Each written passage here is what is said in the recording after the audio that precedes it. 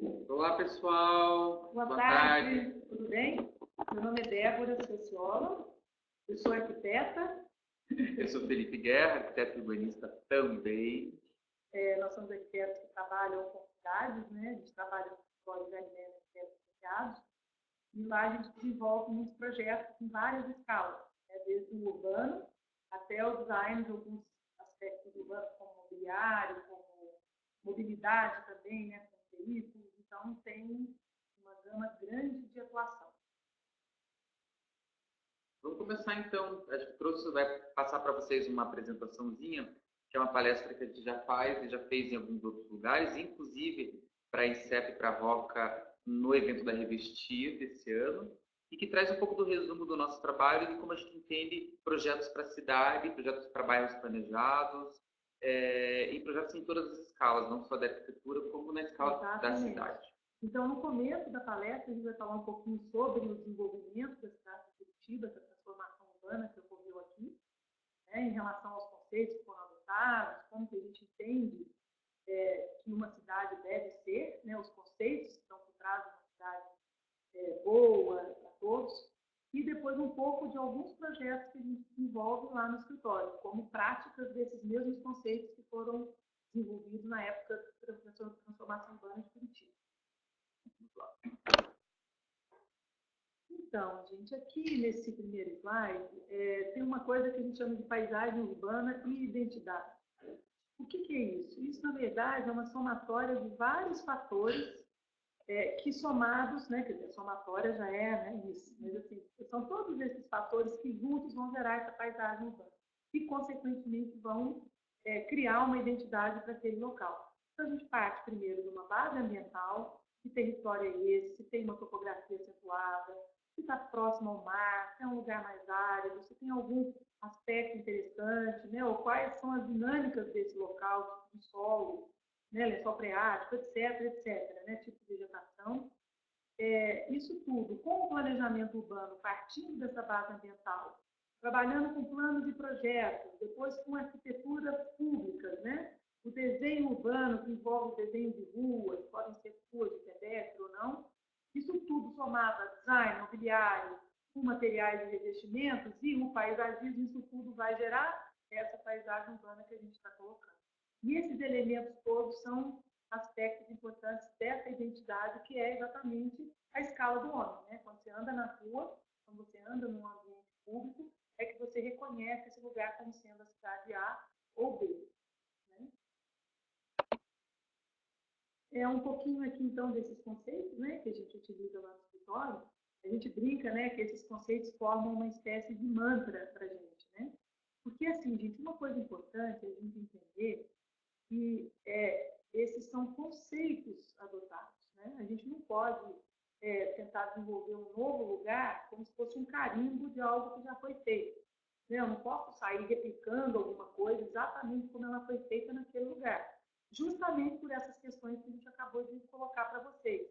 Né? As questões básicas da topografia, da natureza, né? De todos os dados históricos, né? E culturais.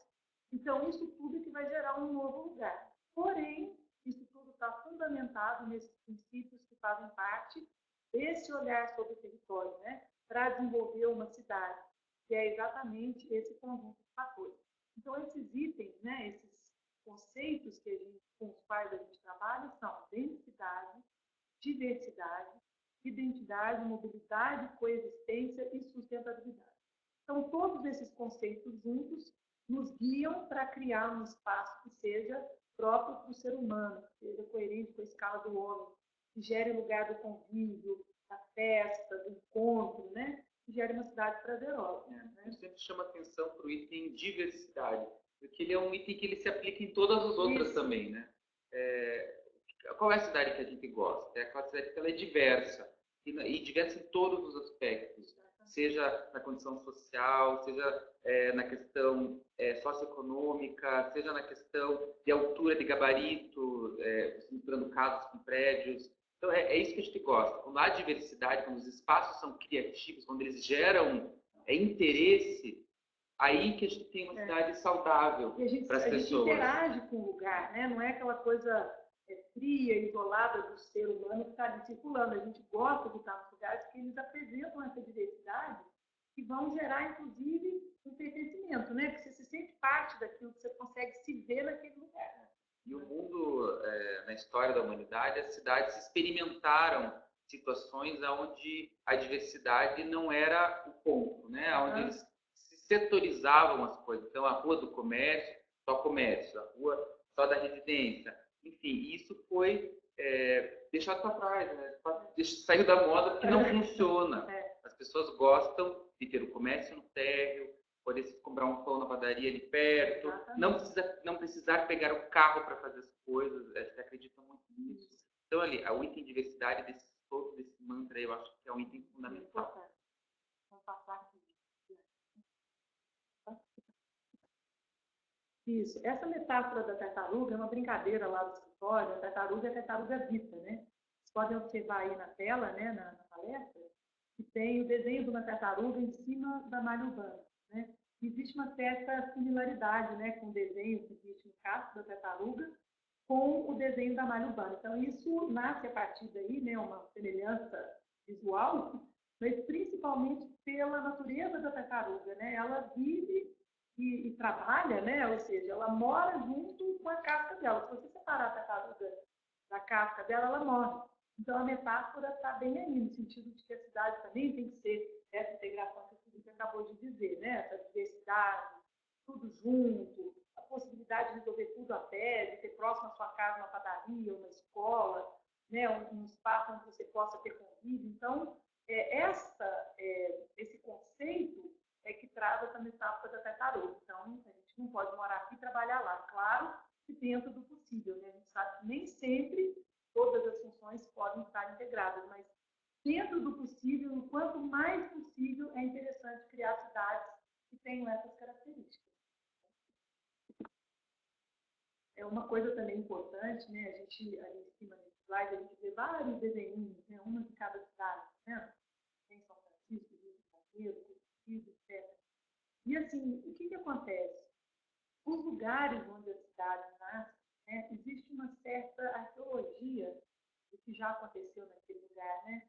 São os caminhos que os homens percorreram, né? Por exemplo, aqui no Paraná, a gente tem o caminho dos roteiros, né?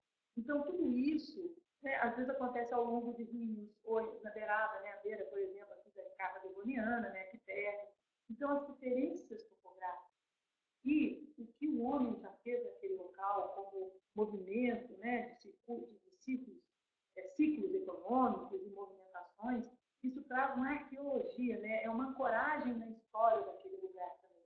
Isso ajuda a desenvolver a identidade do lugar. Isso ajuda, inclusive, no desenho urbano resultante, porque a gente busca, nessas referências históricas do lugar, a identidade que pode se criar para essa nova intervenção, né?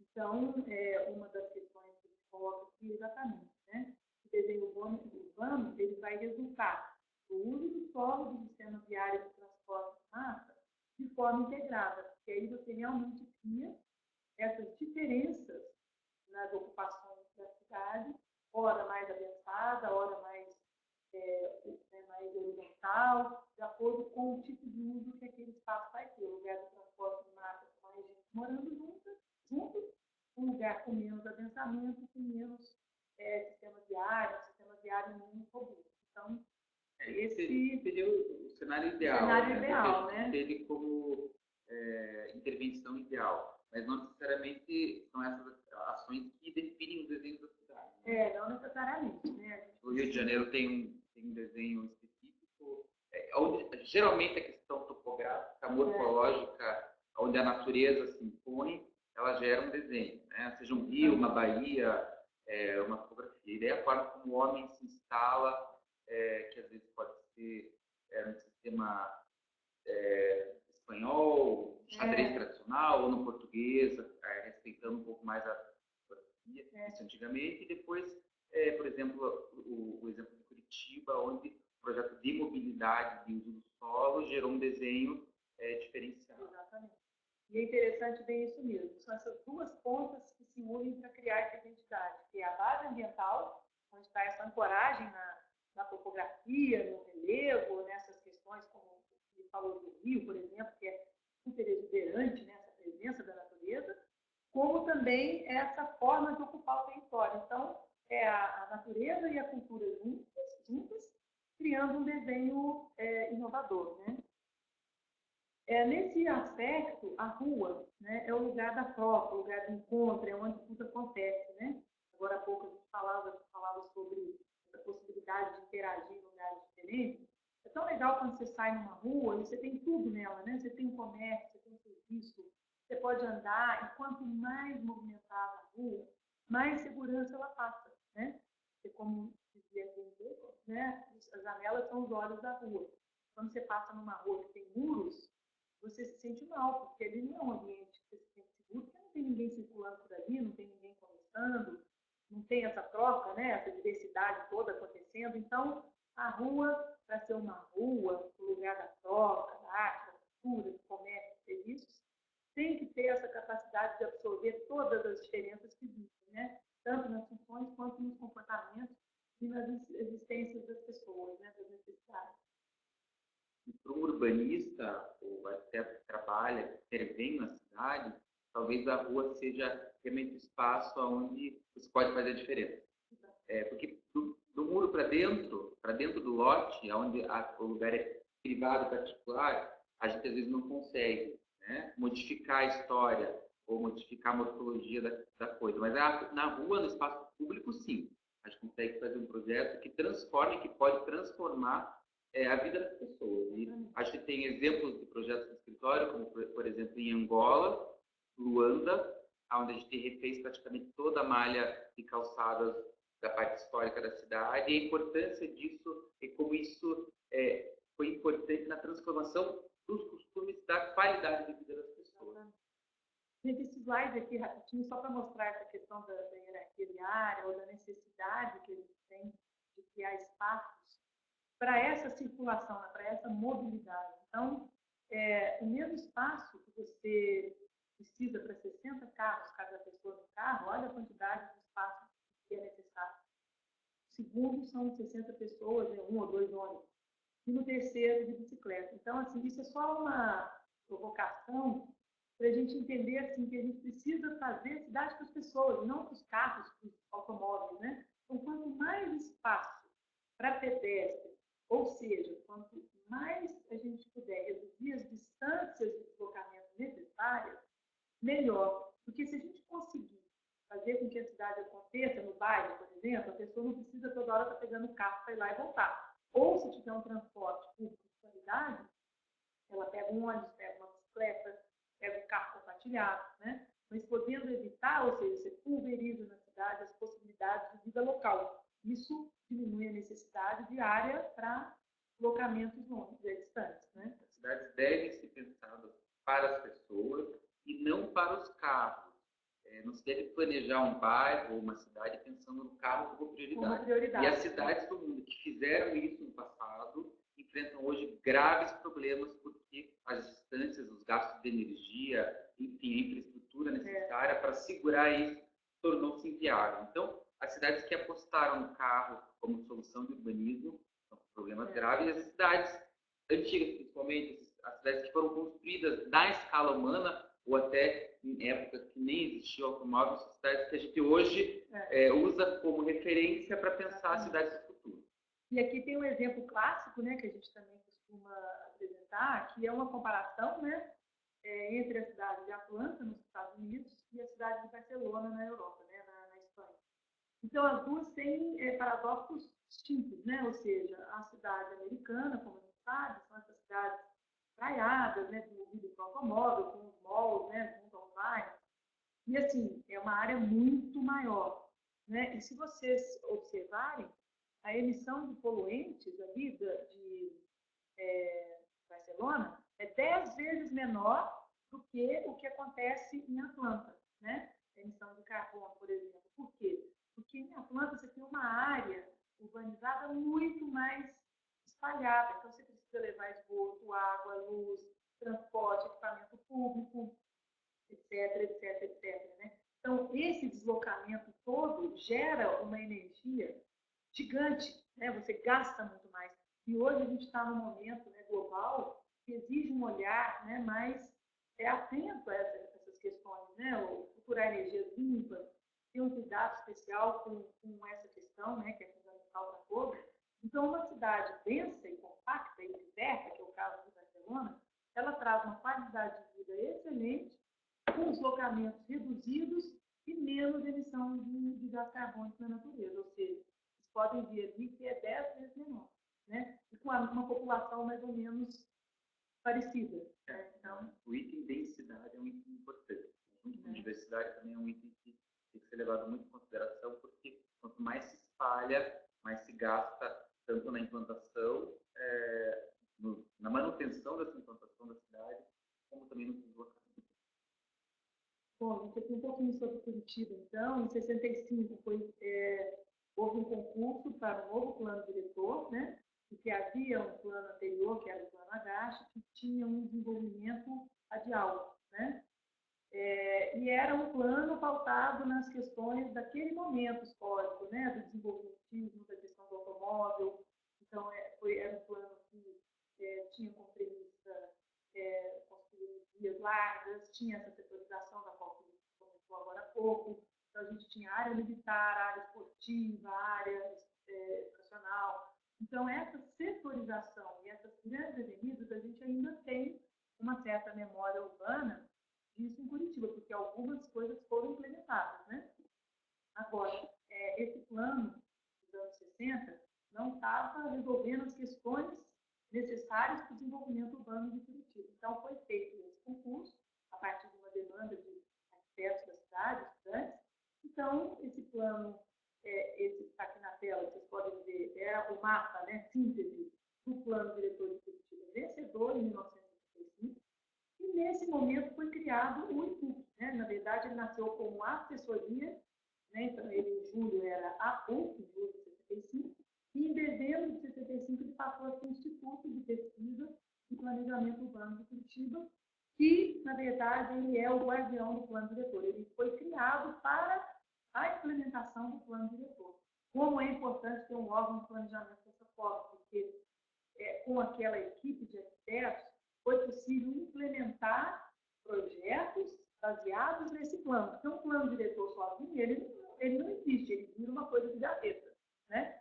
Então, o grande diferencial do Curitiba foi ter uma equipe super criativa, super assim, disposta a transformar a cidade, com ideias inovadoras, com novas criações. Isso tudo faz parte dessa transformação urbana que aconteceu em Curitiba.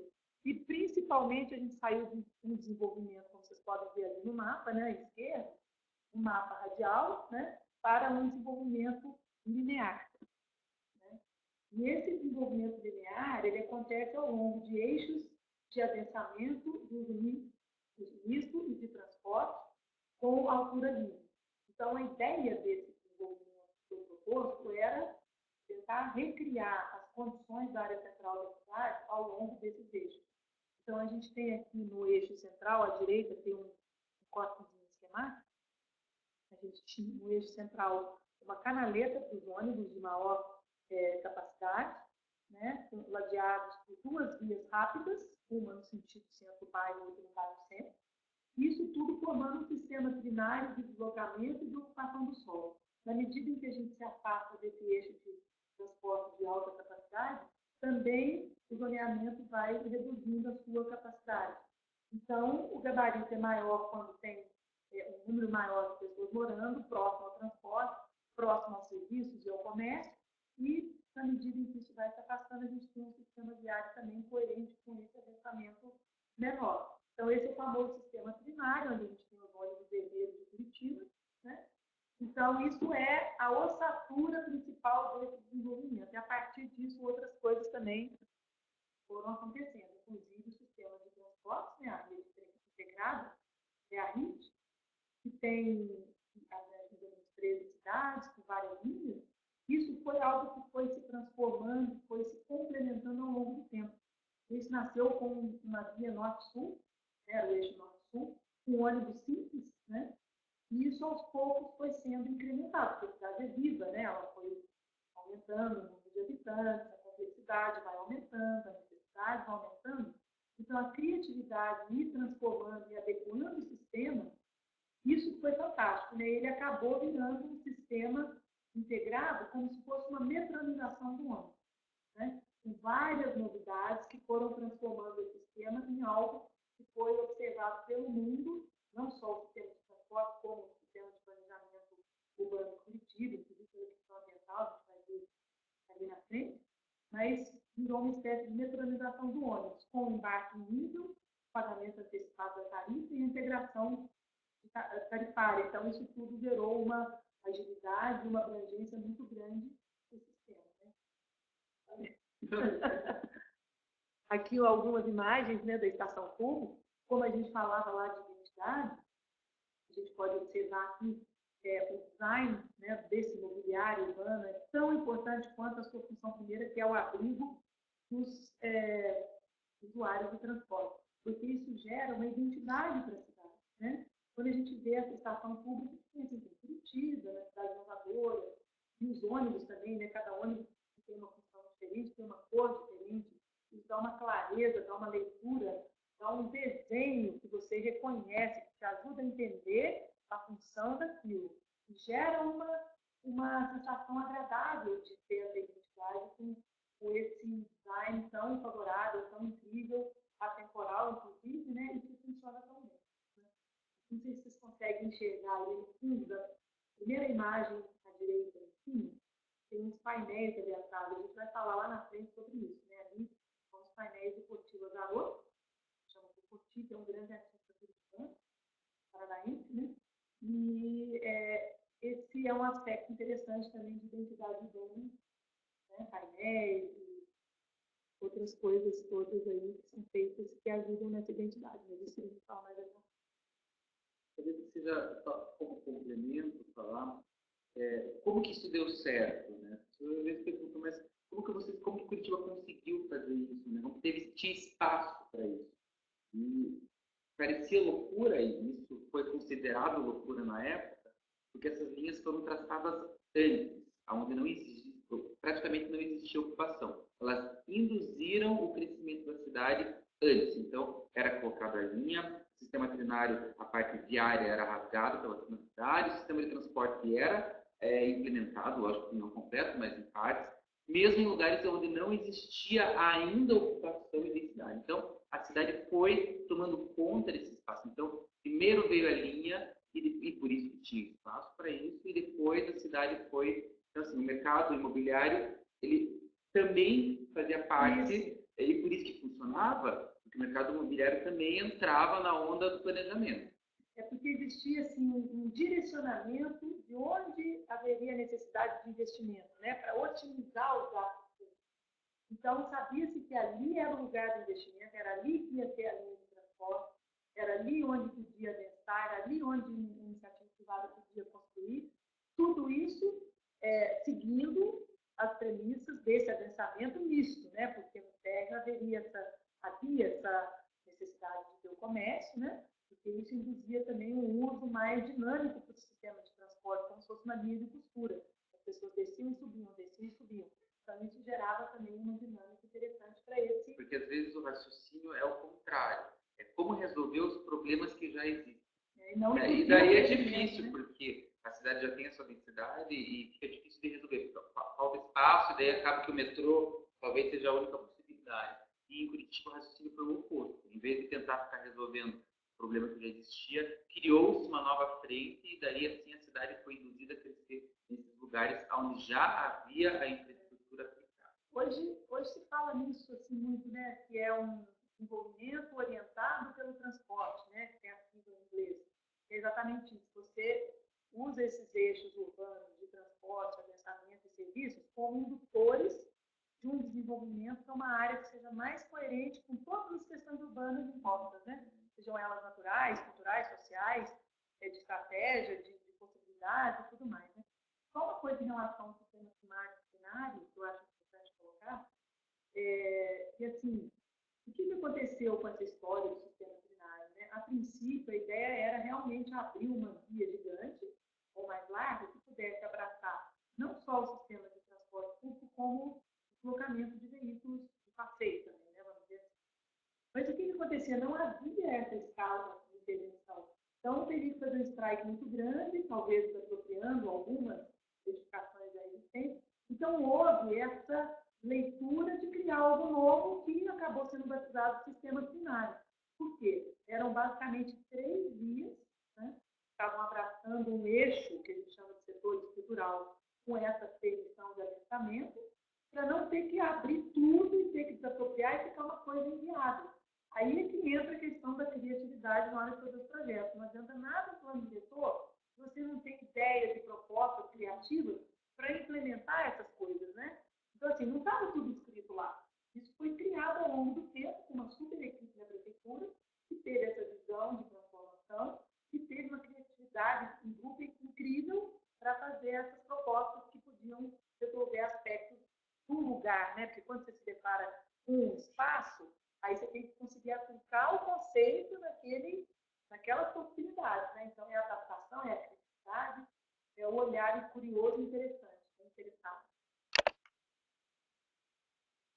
Então, como a gente disse ali atrás, essa questão ambiental no meio ambiente é muito importante, né? Quando a gente olha Curitiba, a gente vê que é uma das cidades mais verdes do Brasil, né? A gente tem 51 metros quadrados de área verde por habitante, aproximadamente, talvez um pouco mais, né? Mas, assim, o mais importante é a gente perceber que esse mapeamento dessa base ambiental foi fundamental, inclusive também para essa macrodrenagem, né? Se a gente pensa hoje, em Curitiba tem mais ou menos 30, 35 parques espalhados pela malha urbana, né? E grande parte deles possui lagoas de contenção das chuvas, né? E o que isso significa? Significa que o parque não é um parque por si só. Significa que a função primeira desses parques é contribuir com a macrodrenagem da cidade. Isso é fantástico, porque assim, o que acontece?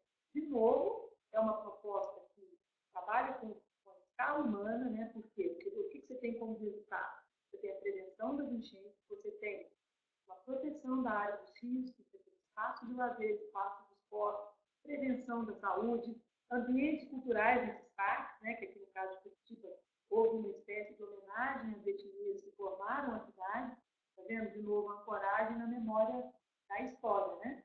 Então, isso tudo junto, a gente consegue ter o quê? Projetos multifuncionais, estou falando um termo mais técnico.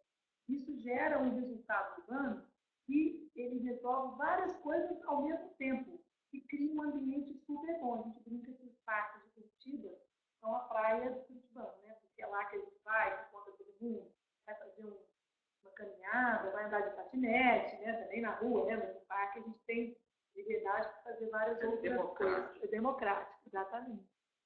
Aqui uma imagem do Parque Barigui, Jardim Botânico, né? A Unilivre, Ópera de Arame, Parque Tanguá. Esses dois últimos são interessantes porque foram feitos em espaços considerados feridas urbanas. Isso também é um olhar interessante, né? Porque, às vezes, outras ocupações, outros momentos, exauriram, né? Ou não estão mais naquele momento. Por exemplo, a gente tem grandes cidades que têm áreas industriais que são abandonadas, porque aquele tipo de produção já não existe mais, já não existe ali, né? No caso aqui em Curitiba, havia pedreiras na cidade que foram abandonadas, porque eu estava no final do seu ciclo, porque estava numa área urbana, enfim. O que acontece é que esse tipo de espaço gera um ambiente degradante, né? Degradado, com lixo, com usos inapropriados. Então, o que foi feito foi transformar esses lugares nos lugares mais incríveis da cidade, que são parques super visitados, viraram ícones, né? Ou referências, ou símbolos da cidade, e motivo do orgulho para o curitibano. E, ao mesmo tempo que é uma melhoria ambiental, é um espaço de lazer, de cultura e de atividade múltipla. Então, isso é algo incrível também, né?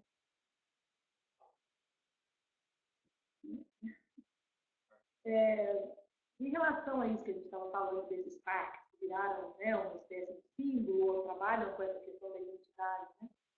Lá no começo a gente estava falando sobre a sociodiversidade também. Então, aqui tem uma brincadeira com essa fotografia de família, que é assim, todo mundo tem, né, álbum de família, apesar de que hoje a gente nem imprime mais fotos, né, gente? Olha tudo ali no Instagram e etc, né? Mas, assim, o que acontece num álbum de família? Você tem, né, aquela formação familiar. Uma pessoa mais velha, uma pessoa mais nova, uma pessoa mais barriguda, dentuça, barriguda, feia, enrugada. Gente, são diferentes, em diferentes cidades. Você não vai rasgar a fotografia só porque tem um tio velho, barrigudo, careca ou feio. Não vai. Ele é querido para você. Vocês fazem parte da mesma família. E a cidade também é assim, né? A gente tem alguns espaços na cidade que fazem parte dessa memória urbana, né? O nosso patrimônio histórico. Então, muitas vezes, esse patrimônio não tem uma relevância arquitetônica incrível, né? Principalmente por serem coisas recentes ou por não ter uma arquitetura tão interessante. Mas ela tem um valor social e cultural muito grande, porque aquilo representa o nosso caminho, a nossa formação na cidade em que a gente cresceu, na cidade que os nossos antepassados vieram ou construíram essa cidade. Então, essa referência de identidade é importante, né? E em relação à sociodiversidade, é no sentido de que quanto mais estudadas forem as tribos, as etnias, as questões de classe social, de questões culturais, quanto mais misturado, mais rica e mais próspera essa cidade vai ser. Porque essa diversidade, ela é o tempero para a criatividade, o tempero para o desenvolvimento cada vez mais pautado nesses aspectos que é fundamental, né? Esses aspectos são fundamentais. Então, aqui um exemplo bem curitibano, né? Todo mundo conhece o Teatro Paiol, que é incrível. Eu estive lá essa semana num evento.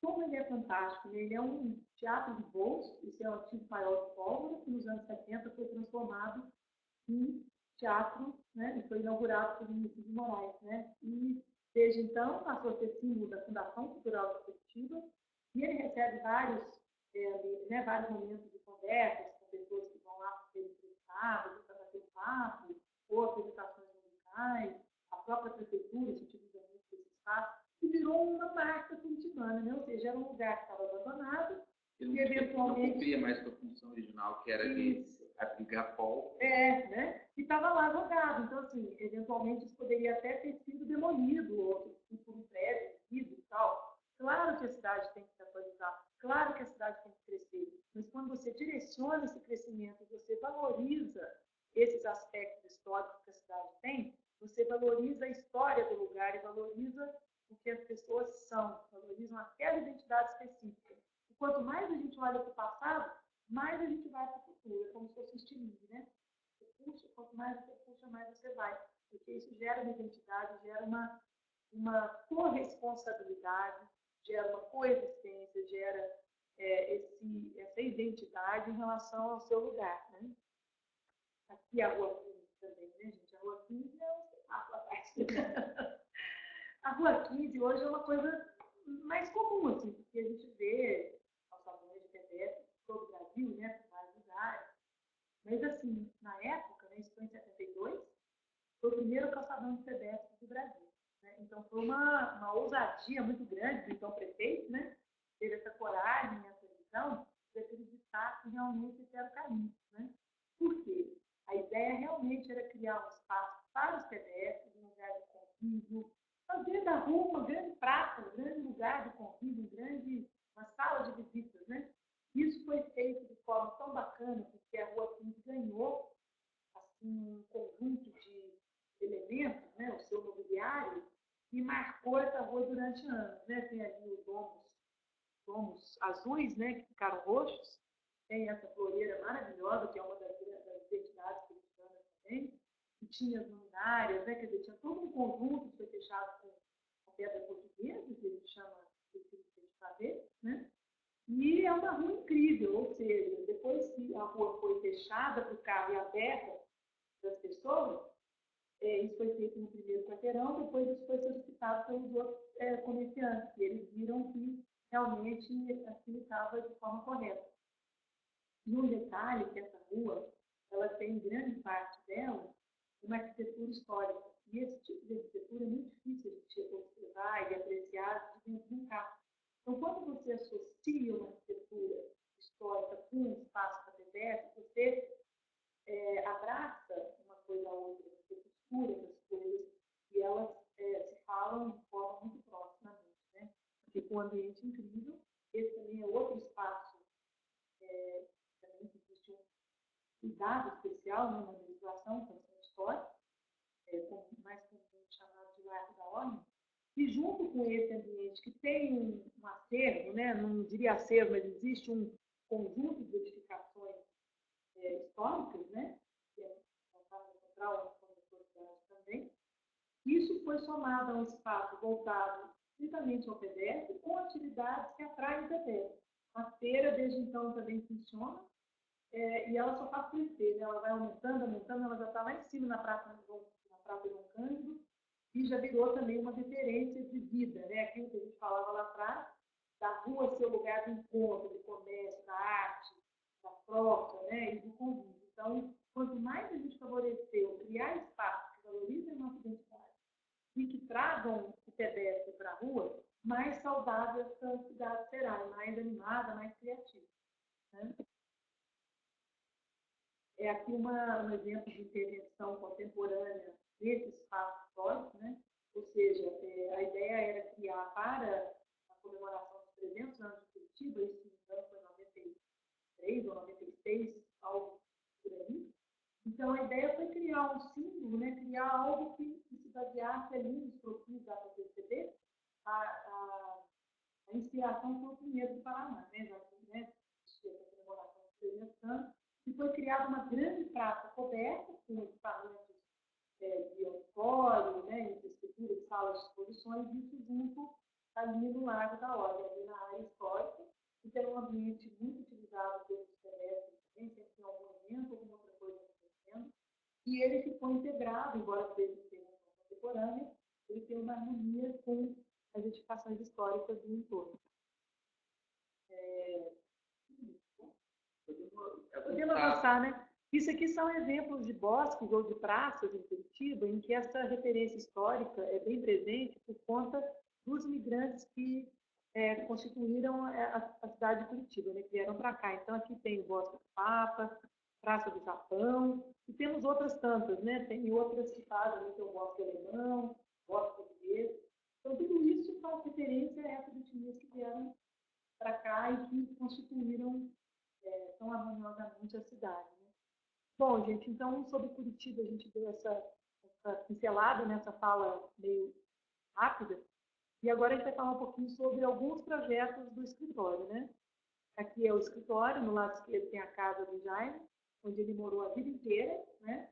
E quando ele saiu do governo em 2003, aí ele atravessou a rua, passou a morar num prédio e transformou a casa onde ele morou a vida inteira em Instituto Jaime Lerner e no novo escritório arquiteto Jaime Lerner, arquiteto associado. Do lado direito, a gente vê os anexos, que foram construídos em 2009, que daí foi ampliando, né, mais gente trabalhando. Ao fundo, a gente tem uma conexão pela biblioteca, que é a sala da casa, né? Essa casa, ele fez a casa num concurso, ganhou o concurso, aí construiu nos anos 60. Aqui as salas, né, do trabalho. A biblioteca ao fundo, que conecta os dois lados. Tá? E agora um pouquinho de alguns projetos que a gente desenvolve lá. Né? Esse aqui é um exemplo de, a gente até chama, né, assim, de master plan, porque é um plano de uma área mais abrangente que é feito para transformar esse espaço. Né? Então, esse aqui é um exemplo da cidade de Itapuá, em Santa Catarina. E aqui o que acontece? A gente tem uma situação tradicional de praia, né? Tem uma frente do mar e depois lá atrás a gente vai ter uma condição menos favorável. A ideia principal aqui, além desses conceitos todos, né, que a gente sempre coloca desde o começo, a ideia foi multiplicar a frente de água para que as pessoas pudessem ter mais qualidade paisagística nessas áreas mais distantes da praia. E também aqui na frente, preservando a restinga, foi feito um espaço mais comercial, mais de uso de pedestre, que foi chamado de Rua de Bambu. Tá? Então, esse espaço aqui é onde ficam esses barzinhos, esses restaurantes, como se fossem quiosques, áreas de comércio, serviços, mais de uso de pedestre, para ter essa área pública, onde as pessoas pudessem vir desfrutar da praia. Né? Tudo com as escalas diversas em relação aos adensamentos em alguns lugares específicos, ruas de comércio, áreas menos densas e espaços públicos de qualidade. Aqui em planta, né, só para dar esse entendimento de que a ideia da multiplicação do da paisagem urbana existente aqui no mar, né, criando novas frentes para que as pessoas tenham uma qualidade também paisagística interessante. Sempre com os usos, né? Os eixos vermelhos são esses eixos mistos, tem área de maior adensamento, área de menor adensamento, serviços, e com aquela lógica de conseguir fazer tudo próximo de casa. Aqui alguns detalhes, né, na Praia de Bambu. Esse é um outro trabalho que foi feito no Ceará, na região metropolitana de Curitiba. A grande questão aqui era desculpa, a região metropolitana de Fortaleza, né, no Ceará. E o que acontecia nesse lugar? Existia essa gleba, né, esse espaço enorme aqui, e uma das condicionantes mais fortes, né, como a gente sempre tenta primeiro na questão ambiental, existia esse lagamar, né, que a gente só mapeou um pedacinho dele aqui. Então, isso era uma coisa muito importante. Então, a premissa básica dessa intervenção que a gente propôs, além da questão da legislação, além dos eixos viários pré-existentes, além de outras questões que são colocadas, foi valorizar esse espaço de água como sendo um espaço para todos, um espaço público, para lazer, para diversão, sempre com essa escala do pedestre, né? Essa possibilidade de ter uma arquitetura mais próxima ao pedestre, criamos um mercado público, porque é uma área de muita pescaria, né? Tem vários pescadores, pescaria artesanal, e não tem um local para esse comércio, né? Então, o mercado público é sempre muito interessante, que você consegue associar a venda de produtos com restaurantes, com bares, com música, com gente circulando, então é uma coisa muito bacana, né? Essa renda d'água, né, que a gente nomeou esse espaço de cobertura, área de sombra de renda d'água, em homenagem à renda de bilro, que é algo bem português, né, que acontece em várias cidades litorâneas do Brasil também. Em Fortaleza, aquela região, né, do Ceará, é uma área onde ela está bem presente. Então, a ideia foi rendilhar uma cobertura que fizesse um desenho único na praia que permitisse esse uso, hora para arquibancada, para assistir um jogo ali na areia, hora para fazer um piquenique, hora para ficar na sombra mesmo, ler o livro. Então, era como se fosse uma grande arquibancada para esse lagamar. Esse aqui também foi feito, né, esse equipamento, como um marco de proteção desse espaço de preservação que existe lá nesse conjunto.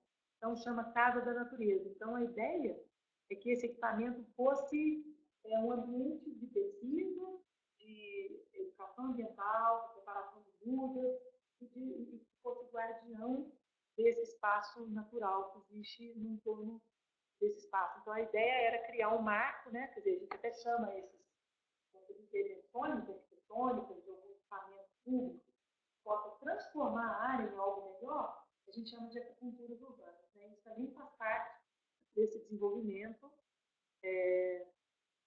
para essas áreas que a gente trabalha. Né? Assim, é uma série de projetos, acho que talvez fique alongando por horas aqui nos projetos, mas acho que o que é fundamental falar é que a gente tem o escritório, no caso, criou um método de trabalho que é um método talvez um pouco diferente do convencional. Isso fruto da experiência de Curitiba, foi o que a gente mostrou. Curitiba foi uma grande experiência, uma experiência que deu certo. E é isso que a gente aplica nesse projeto. Tem a ver com aquele mantra lá do começo, tem a ver com a tartaruga. Então, todas essas ideias e ideais são aplicados nesses projetos, tanto em escala para cidade, como em escalas em bairros planejados. E aqui a gente vai mostrar uma sequência de projetos que vão seguindo exatamente esse mesmo padrão, levando em consideração sempre a questão da base ambiental como ponto de partida, porque a parte ambiental está posto, a gente tem que entender como que a drenagem acontece, como que o solo funciona. Onde dá para adensar, onde não dá, o que dá para tirar como partido, inclusive paisagístico, né? Então, o respeito com a parte ambiental é o nosso ponto de partida, é a partir daí que a gente começa a trabalhar, e também isso costurado com a questão cultural, né? O que existe naquele lugar de referência cultural, de memória afetiva, e tem que ser levado em conta para que gere identidade, para que aquele espaço pertença, que aquele empreendimento pertença àquele local. Então, que ele não fique uma coisa isolada. Ou que ele fique igual a tantos outros lugares, que é importante ele ter essa identidade. Ela só acontece por conta da junção dessas coisas, do natural e do cultural. Então, vocês viram ali, Praia de Bambu, ou o uso da renda de bilro como referência, e tantos outros que a gente analisa e percebe seja no artesanato, seja na gastronomia, seja na música, e a gente tenta usar essa história que a gente puxa da própria cidade, costurado com a questão do respeito do espaço, da questão ambiental, e a gente vai gerando essas cidades com muita diversidade, com identidade onde precisa, e também, lógico, que tendo a questão do que o cliente entende como importante, né? Porque a gente não trabalha para nós mesmos, a gente trabalha sempre ou com uma prefeitura ou com um empreendedor que tem os seus anseios e entende o negócio que ele quer colocar ali. Então, é uma postura entre a parte ambiental, a questão cultural, ao que a gente entende como fundamental, nossos princípios e mantras, e o que o empreendedor precisa. Exatamente. Isso que o Felipe falou é verdade. Eu acho que a gente vai passar mais rapidamente aqui, só citando algumas questões dos trabalhos. A única coisa importante talvez seja assim, que, como ele mesmo falou, tem trabalhos que são feitos para iniciativa privada, geralmente são novos bairros ou às vezes alguma outra área nova que a pessoa ou aquela empresa quer desenvolver, e tem trabalhos feitos para prefeituras ou para governos, né? Nesse caso do São José dos Pinhais, foi uma demanda da prefeitura para que a gente subsidiasse a prefeitura com ideias para que eles pudessem fazer o plano, a revisão do plano diretor, que isso acontece a cada 10 anos. Então, nós não fazemos o plano diretor, mas nós trabalhamos com ideias para subsidiar a revisão do plano, para ele ser incorporado em leis, né? Então, nesse caso, a principal questão foi jogar a cidade voltada de frente para o rio, porque ela está muito próxima do rio e ela não está tirando partido dessa possibilidade de criar uma nova frente de investimentos, sejam públicos ou privados, com uma paisagem incrível que gera uma nova possibilidade de desenvolvimento urbano com qualidade de vida e com equipamentos culturais, espaços públicos de convivência, né? E isso acontece muito no Brasil. Acho que tem passado por várias situações, por vários projetos em cidades brasileiras, onde o rio não é considerado como paisagem ou como um ambiente interessante para se pensar a cidade. Geralmente, no Brasil, o rio passa no fundo do lote. Diferente da Europa, onde os rios são realmente explorados paisagisticamente, porque realmente a água é fascinante. É fascinante. Né? Não só a questão do conforto ambiental que essa água pode trazer, né? do microclima mais agradável, mas também esteticamente o poder paisagístico dela. Então, o que a gente faz sempre, isso é fato, a gente sempre joga os nossos projetos de frente para os fundos de vale, de frente para os rios, tirando proveito do potencial paisagístico que eles têm. Um exemplo que foi finalizada, a primeira etapa, agora há pouco, né, tem um ano, é a Orla do Guaíba, né? Exatamente isso. Esse projeto é exatamente isso, é virar de frente para o Lago Guaíba, tirar partido dessa frente de água que existe, criar um espaço de lazer, de diversão, de apreciar o pôr do sol, de esporte, né? E criando essa identidade, essa nova identidade para a cidade de Porto Alegre. Agora, inclusive, a segunda etapa, que é a terceira, na verdade, vai ser iniciada, e é exatamente isso que o Felipe está falando, virar de frente para a água. Né? Então, isso é público, todas as pessoas podem acessar, todas as pessoas convivem nesse lugar no fim de semana. Então, é algo que realmente procura criar isso. Né? E aqui foi tirado um partido do desnível do terreno para criar os quiosques ou as áreas de comércio ao longo, mais um restaurante ali que fica flutuante. Né? Flutuante não, ele está ancorado na água, né? No fundo ali daquela área, então chama Quase Meia-Noite, um restaurante todo de vidro em volta, então você tem essa apreciação de toda a Bahia, né? São Paulo, a gente tem um projeto que foi feito para a área central também, inclusive teve essa proposta do Minhocão, que também é uma polêmica, porque assim, o ideal seria demolir, mas como ele já virou um lugar para as pessoas, né, que no fim de semana ele é fechado, para que as pessoas utilizem como espaço de lazer, a ideia foi já aproveitar isso e requalificar esse espaço com novas condições de paisagem, de desenho, de imobiliário urbano, de usos, e conectar isso com o entorno, porque isso sim é que daria uma nova leitura para esse espaço, porque isso daria uma renovação urbana incrível. E uma intervenção tanto na parte de cima do viaduto como na parte de baixo, que geralmente é onde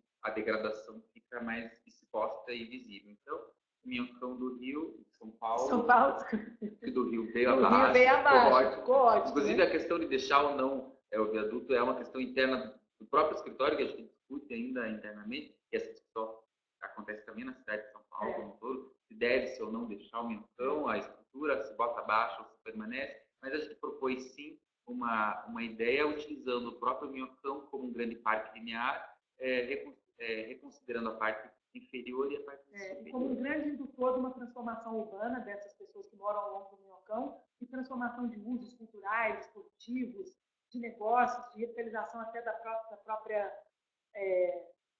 próprios prédios. Então, realmente, nesse sentido, por isso que a decisão foi essa. Né? Aqui, Metropolitano também foi um trabalho que nós fizemos de um planejamento para a região metropolitana, de forma integrada. Maior, conjunto que fala mais alto. Uma escala maior, que pega desde aqui da Serra do Mar, né? Pegando 21 ou 22 municípios, não me lembro exatamente agora, mas assim, com toda essa área metropolitana, caracterizando a questão de como aquilo acontece, a dinâmica de movimentação, a questão da natureza, da cultura, dos usos, etc, etc, etc. Sempre procurando criar intervenções pontuais que valorizem a frente para a água, que valorizem a cultura criativa, a economia criativa. Né? Quando o assunto é Rio de Janeiro, região metropolitana do Rio de Janeiro, a questão que a gente fala da base ambiental e da natureza, ela se impõe ainda com mais potência. Porque a topografia do Rio de Janeiro, ela, de certa forma, ela induz e ingessa as possibilidades. Então, você tem pouquíssimas artérias de deslocamento. Eu voltei ontem do Rio de Janeiro, passei por isso mais uma vez. São horas de congestionamento, porque ou está do lado do mar, ou está do lado do morro, enfim, o túnel. Então, você fica estrangulado o tempo inteiro. E a cidade, uma cidade grande, necessita dessas artérias para circular. Então, quando a gente fala da importância da base ambiental e da questão da leitura disso como ponto de partida, no Rio de Janeiro, isso é ainda mais importante de ser considerado.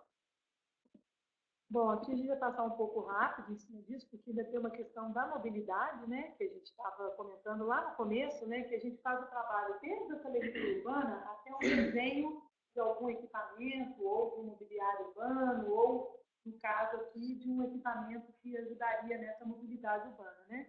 Então, são duas coisas a partir do mesmo gesto de desenho. Era o Doc-Doc, que é um carrinho elétrico, e a rua portátil, né? A ideia do Doc-Doc surgiu como um carro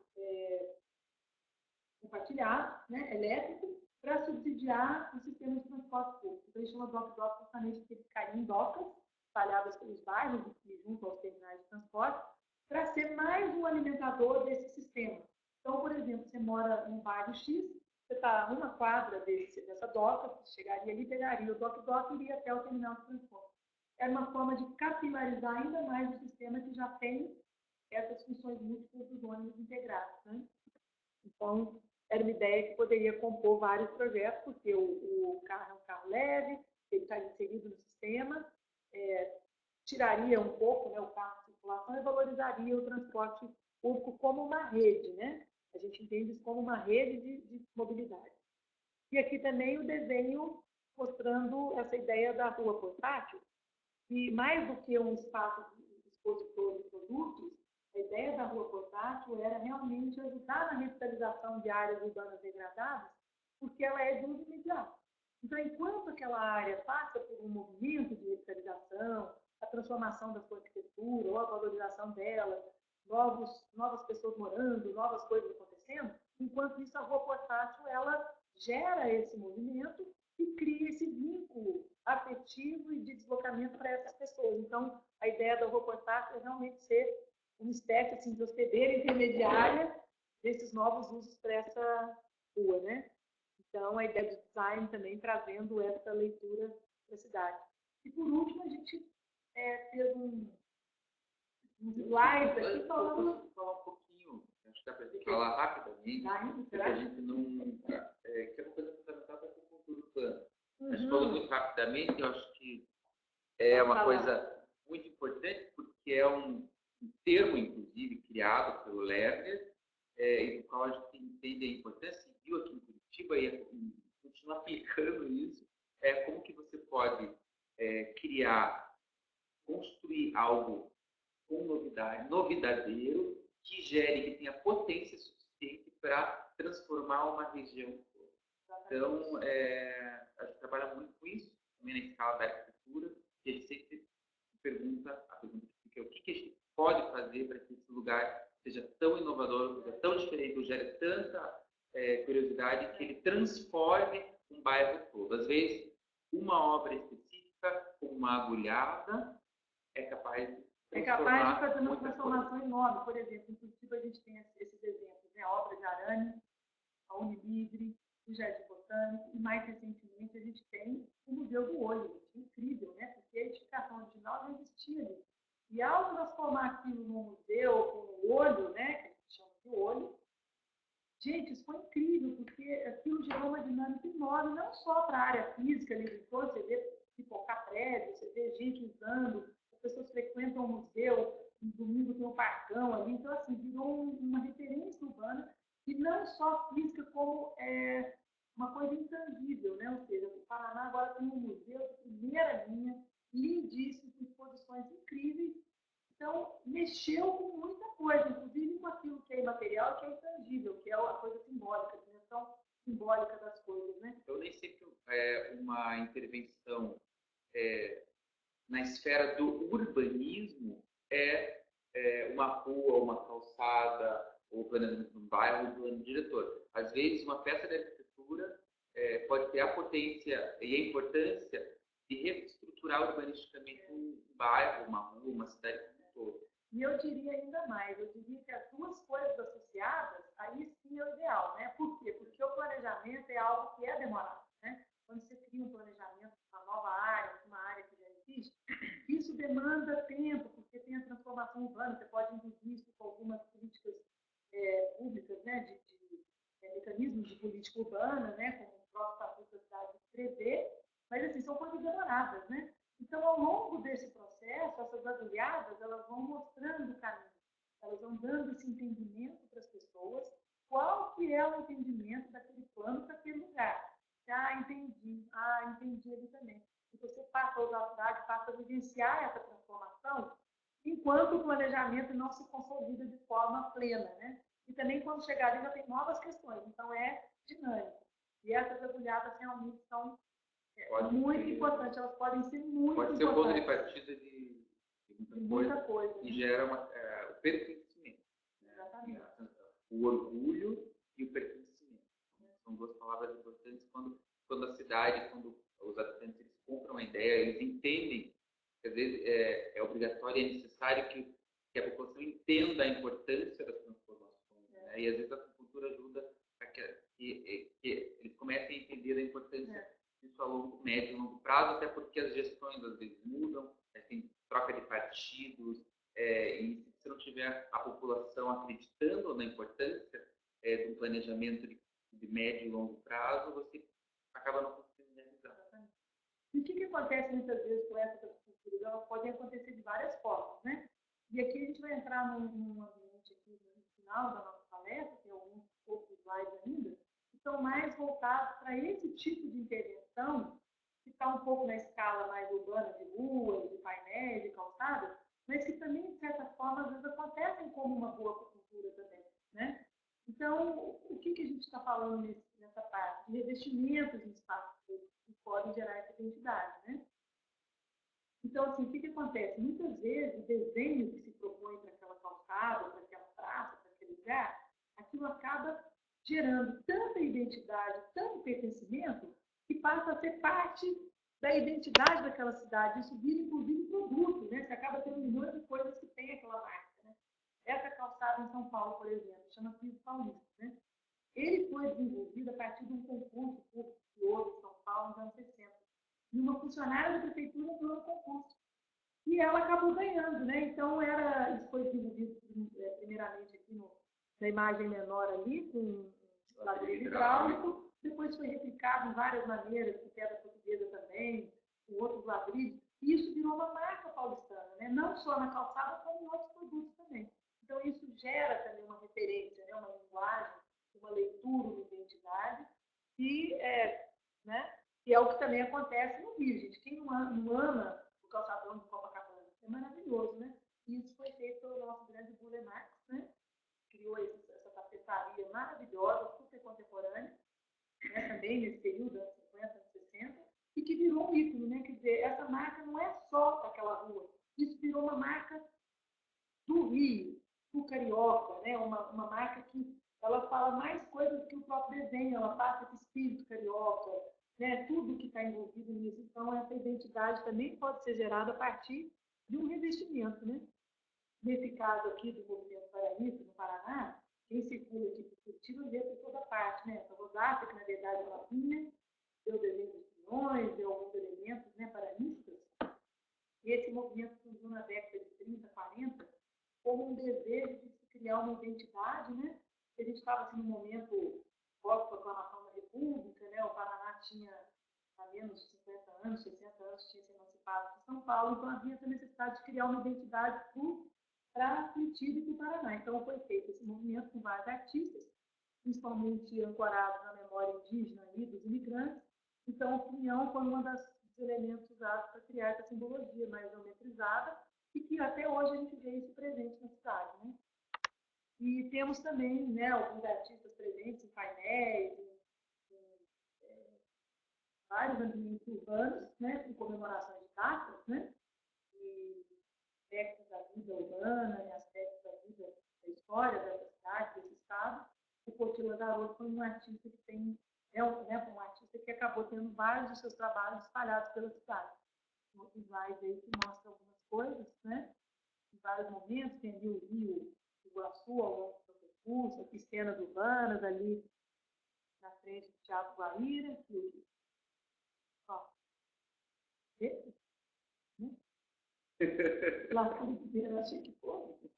Desculpa, gente, mas de qualquer forma, o mais importante é que é um painel feito por um artista e que gera uma característica urbana super legal, bonito, cria uma referência, dá uma linguagem histórica, porque ela está contando alguma coisa da cidade, né?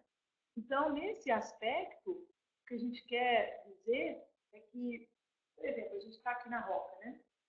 Então, existem vários elementos, né, vários materiais para áreas externas, pisos, paredes, painéis. Então, assim, é usar a criatividade, né? O arquiteto precisa ser capaz de recriar coisas, de criar, né? Mas sempre, como a gente falou, na ancoragem dessa memória ou dessas questões que vão dar o caminho para algo novo, né? E trabalhar de forma contemporânea, né? Quer dizer, criar coisas novas que podem ser feitas em áreas externas de prédios, em calçadas, em revestimentos de painéis, em pátios, né? Onde as pessoas circulam.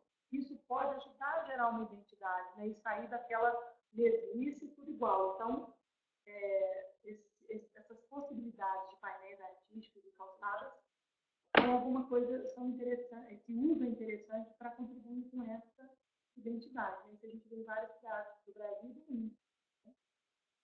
É isso, né? É isso aí. Então, fomos da escala dos murais, aquela intervenção super pontual, até projetos com escala de regiões metropolitanas que envolvem dezenas de municípios. Mas para dizer que, tá resumindo, dizer da importância do planejamento, da importância de profissionais criativos e conscientes. Esse olhar, né, integrado entre o macro e o design lá na ponta, entender esses conceitos, saber traduzi-los em cada ambiente, em cada condição, em cada momento, né, uma visão contemporânea das coisas. Da importância, grande importância, cada vez maior importância da questão ambiental, do respeito da base da necessidade ambiental, do entendimento de como a natureza se impõe na cidade, e entender o convívio da natureza trazer com o isso homem, para junto com a da cidade. cidade, trazer isso, não afastar isso, trazer isso para junto do desenvolvimento urbano, porque a gente isso faz parte da vida, de uma qualidade de vida melhor, né? E levar sempre em consideração, se possível, a diversidade, seja ela de qualquer coisa. Renda, gabarito, uso. Quanto mais diversa a cidade, o ambiente urbano, mais saudável será a cidade. Então, obrigada pela atenção. Né? Até a próxima.